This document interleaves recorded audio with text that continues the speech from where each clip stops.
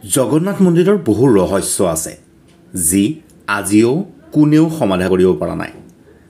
মান্যতা অনুসাৰে কোৱা হয় যে জগন্নাথ মন্দিৰত বিৰাজমান ভগৱান জগন্নাথৰ মূৰ্তিত আজিও ভগৱান শ্ৰীকৃষ্ণৰ হৃদয় ধপধপনি আছে।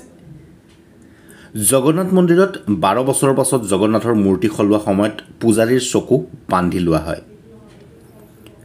জগন্নাথৰ মূৰ্তি সলোৱা সময়ত এই সাৱধানতা অৱলম্বন কৰা হয়।